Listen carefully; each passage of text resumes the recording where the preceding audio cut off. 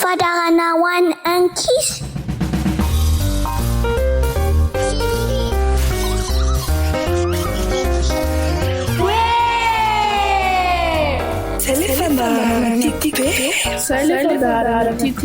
Ianarana soratra masina. Izaratra bako fa Iay atamata. Iay Andriamanitra.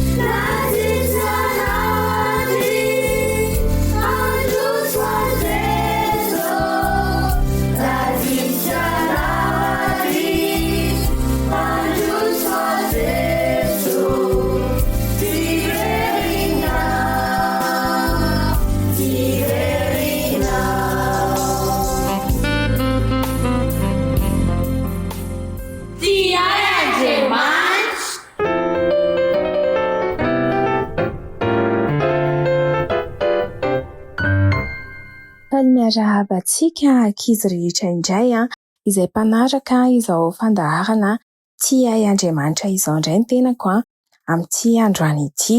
Hitondra lohahevitra vaovao ho antsika indray androany.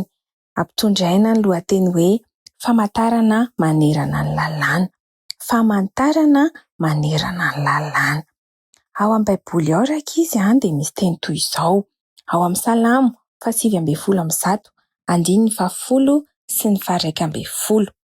Salamo 121 andiny 70 sy 120 manao hoe: tamin'ny foko rehetra no nitadiavako anao, aza vela hivily hiala amin'ny didinao aho, ato am-poko no iraketako ny teninao mba tsy hanotako aminao.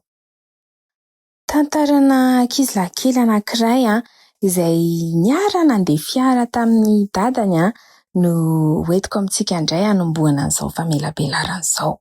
Rehefa eny an-tanan-dehibe izy sy dadany miaraka dia mahafinaritra anazy mihitsy ny mijery an'ireny takela-by ireny na ireny ataontsika hoe panneau ireny izay manoro ny mpamily sy ny mpandeha hoe izao ny zavatra tokony atao sy tsy tokony atao ety amin'ny lalana ety. Indrindra moa eny amin'ny arabe lehibe eny dia misy an'ireny panneau ireny. Ny vakiny tamin'izany ohatra ireny panneau misy soratra hoe stop, izany hoe mila mijanona ianao izany rehefa mahita anazy.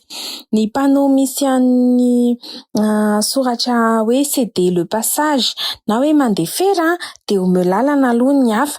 Ny panneau misy an'ireny hoe sens interdit, izany hoe tsy azo aleha. Ny panneau misy ny hoe sens unique, izany hoe tsy mahazo hifanenana.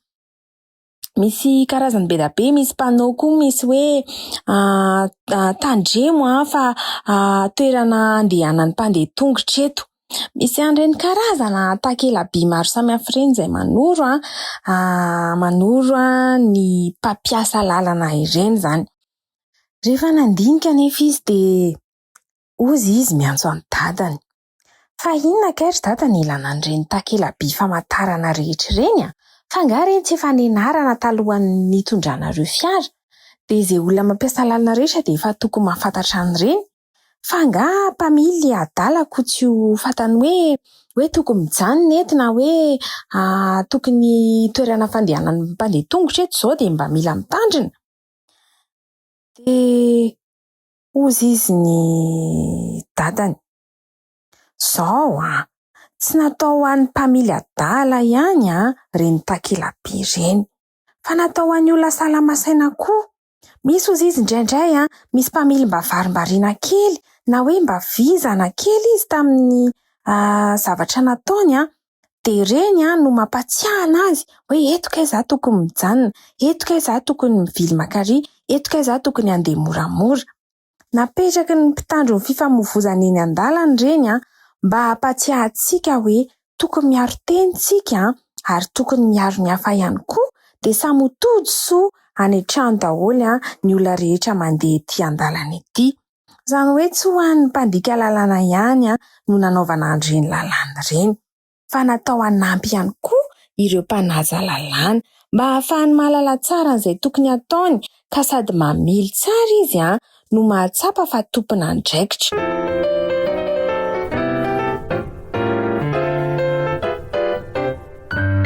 Dia ohatr'izany koa ange ny lalàna napetrak'Andriamanitra ho antsika. Dia hozy izy ilay tovolahy kely, lalàna napetrak'Andriamanitra?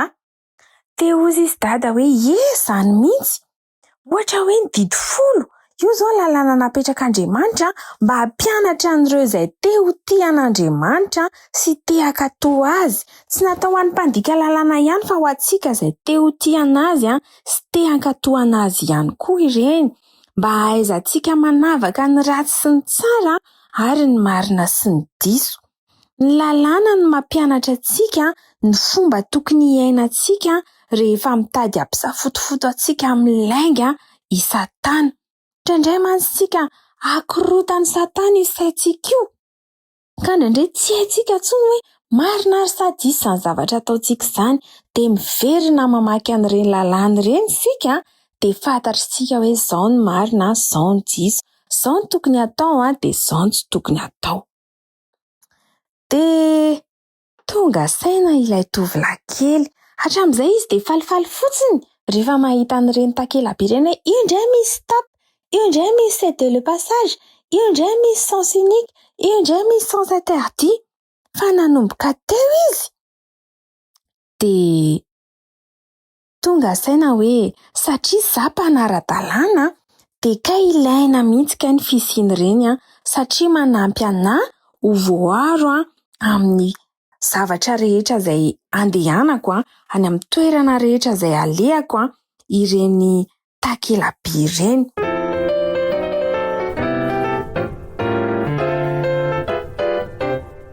Dia ohatr'izay koa eo amin'ny fiainako, ny didy folon'Andriamanitra dia maneho fa tena tiany ary ireny ny iainako fiainana faly sy salama.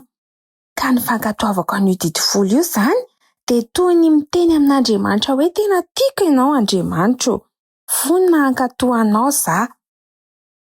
Ny didy folo dia maneho ny fitiavan'Andriamanitra, maneho ny sitrapony ary maneho ny faniriany mikasika an'izay tokony ho fitondratenantsika sy ny fifandraisantsika aminy ary ny fifandraisantsika ihany koa amin'ny hafa.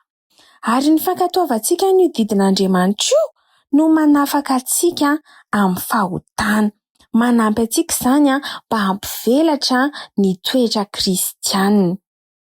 Raha ohatra izao tsika ka namalivaly an'i Neny, rehefa nirahan'i Neny sika ka niteny hoe za aloha ny mbola tsy hanao an'izany fa za mbola milalao. Tsy nanaja an'i Neny sika rehefa mba nangataka zavatra tamintsika izy, dia mila miverina ao amin'ny didy folo tsika fa ao misy ny teny hoe manaja ny rainao sy ny reninao mba ho maro andro ianao eo amin'ny tany izay omeny Jehovah Andriamanitra ao anao. Indraindray te hangala-piana sika fa noana be, dia nefa mbola tsy tokony ny fotoana isakafoanana izao, dia verina ao amin'ny didy folo tsika dia mahita an'ilay teny hoe aza mangalatra dia tsy mangalatra. Ohatr'izay ny fomba hanampiany ny didy folo antsika mba hankatoa an'Andriamanitra.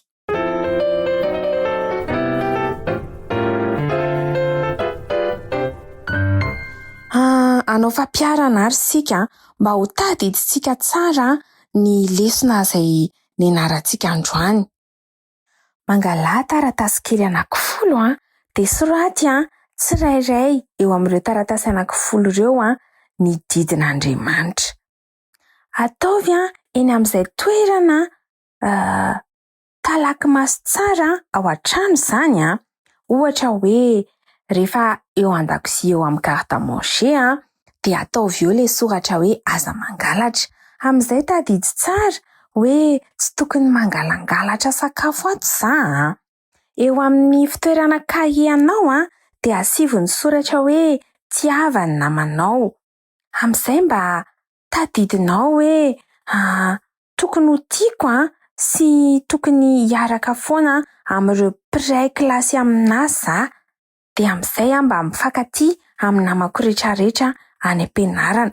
Dia ataovy eny amin'izay toerana rehetra tokony hisy azy. Teneneny hoe aiza ny tokony hisy an'ity, aiza ny tokony hisy an'ity, dia ampiany dada sy nenitsika mametraka an'ilay izy mba hanampy antsika mba hankatoa an'izany didin'Andriamanitra izany.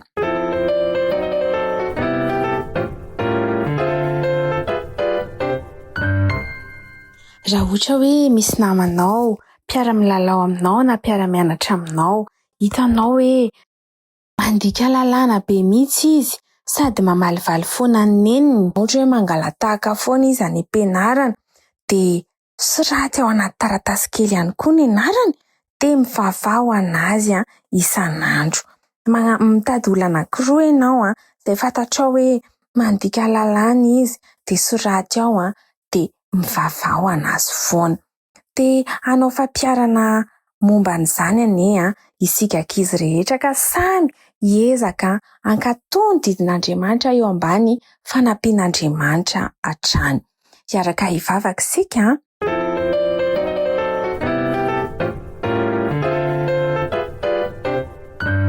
Andriamanitra misaotra anao izahay noho ny lesona sarobidy indray izay nampianarinao anay androany, izay misintona anay mba hankatoa ireo didinao. Tsy natao an'ny mpanota ihany izany didy izany fa natao anay indrindra izay te hankatoanao sy tianao. Engane izahay mba ahay hankatoanao amin'ny alalan'ireny fampiaranay ireny lalàna izay napetraka ao ireny. Tsy ho vitanay amin'ny herin'ny tenanay izany Jesosy fa mangataka anao izay hiaraka aminay mandrakariva mba hanampy anay hankatoa ny didinao. Dia apetraka feno eo am-pelatananao ny fiainan'ny ankizy rehetrarehetra izay mpanaraka an'izao fandaharana izao. Aza mahafoy na mahasaraka azy ireny ianao Andriamanitra. Amin'ny anaran'i Jesosy ny anaovako izany vavaka izany. Amen.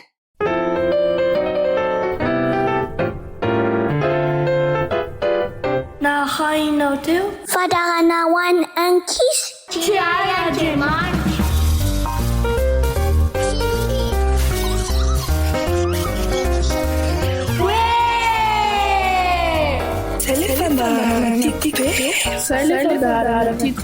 Ianarana soratra masina. Izany tapako fa tiay Andriamanitra. Tiay Andriamanitra. Tiay Andriamanitra. Tiay Andriamanitra. Tiay Andriamanitra. Tiay Andriamanitra. Tiay Andriamanitra.